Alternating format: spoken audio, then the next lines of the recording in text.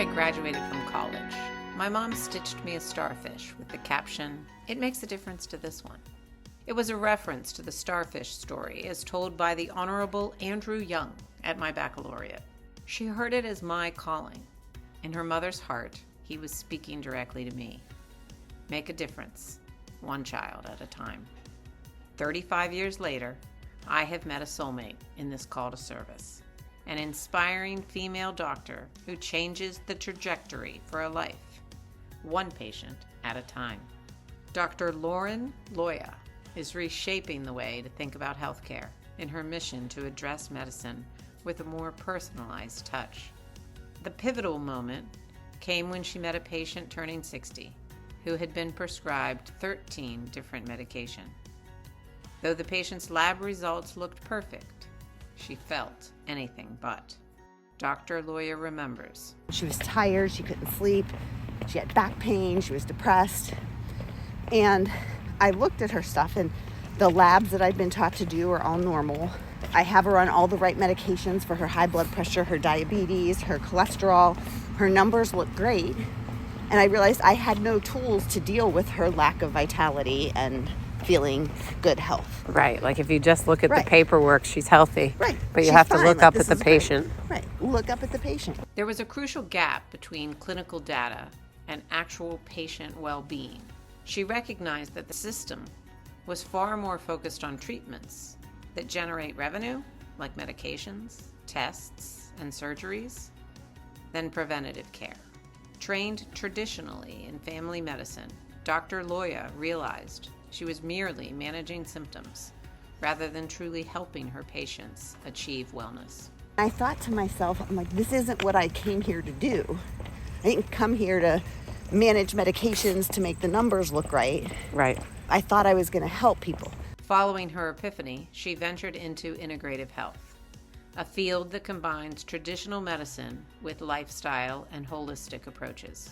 She sought to offer more than just prescriptions, delving into nutrition, supplements, and lifestyle changes to genuinely improve health outcomes. Yet she remained an outlier in her field. This realization drove her to create a practice where the focus was on listening to individual patients and addressing their personal needs. Thus, the Hormone Center was born. I couldn't help but draw similarities in our journeys. Without a diagnosis, there was little support for the patient. Substitute the word student for patient, and we're now telling my story in education. It is not about the diagnosis. It's about the child. I was not in the business of surviving school. How could I focus on the learner with our current system? For me, I focused on cultivating a culture of possibility and innovation at Wheeling Country Day School. It wouldn't change the educational system, but it would serve the children and the teachers within our school community. For Dr. Loya, she similarly transformed her own practice. There comes a point, however, when you feel like you aren't doing enough. Yes, you are making a difference to one person, but the impact could be so much greater. Each of us had to ask ourselves, were we willing to take the risk to expand our reach? Were we going to step out and be a leader in disrupting the larger system? We could start a waiting list where people would have to wait, 6 months to get their first appointment. Or I could start hiring and training other providers so that, they could learn and we could kind of expand our reach in that way. And so that was a big jump for me because, I had kind of developed my way of doing things with patients over 4 or 5 years. And I thought, how can I possibly teach someone this if they haven't come about it the same way I have? And I was worried that, and this sounds a little bit arrogant, but it's like no one could do this as well as I can. Right? Yeah.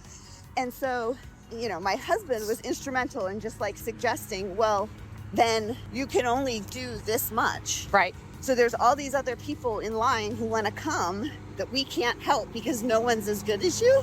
Right. Just doesn't make sense.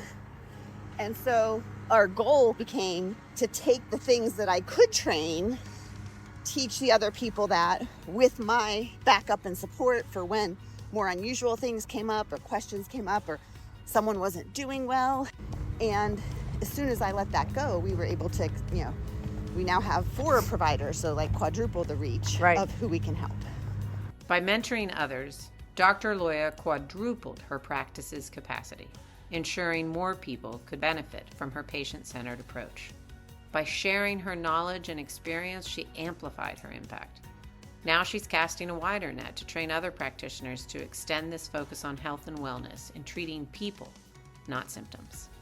It's a reminder that change often starts with one person refusing to accept the status quo. By focusing on what truly matters, people's well-being, the doctor is making a difference, one patient at a time. As we discussed menopause and IVF and the damaging misinformation around both, the need for women to share their stories to disrupt the system in support of other women was palpable. I could feel the nudge of the starfish to tell my own stories, even if it helped only one woman through her journey to motherhood and beyond. In case it's not clear, being a mom is replete with moments of doubt and self-reflection, no matter who you are professionally. Even as a physician, there were countless times Dr. Loya questioned her abilities as a mother, seeking validation from external sources. So my mom died 6 weeks before my first child was born. Oh, wow.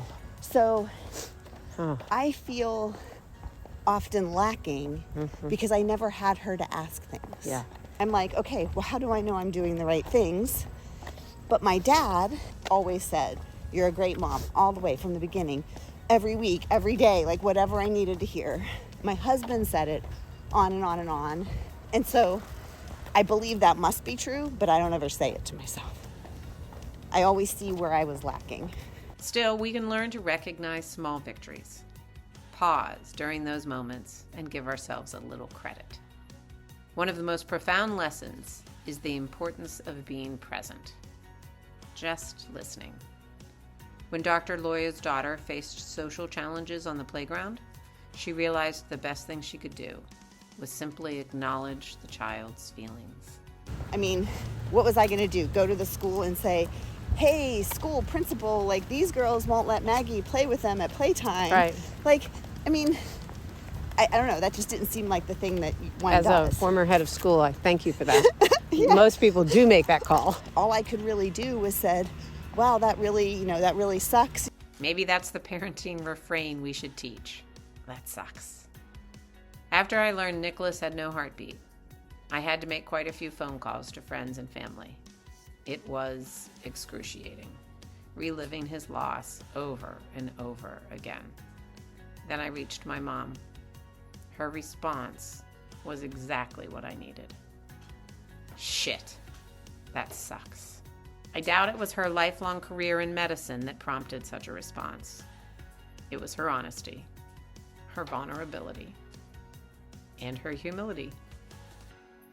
This wasn't about her or how she should respond. This wasn't anything she could fix. She didn't have to put her stamp on it. Whatever made her say that, it was scripted beautifully. As the trail ended, so did our conversation. And I think that's something else we share. You know, you have people's lives in your hands. I felt like I had people's futures in my hand. And if I really couldn't give up on a kid. Right. I mean, the kid had to really do something wrong for me to give up on a kid. And even then, it was usually the parent saying, this isn't the right environment anymore, and people aren't giving my kid another chance, whatever the case may be.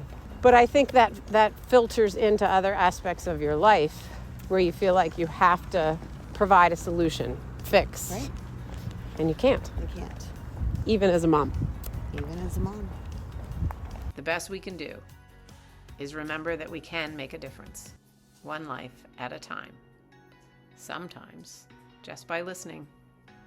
And if necessary, follow the wisdom of Virginia Delaney and simply respond, that sucks. Thanks for walking with Dr. Lauren Loya.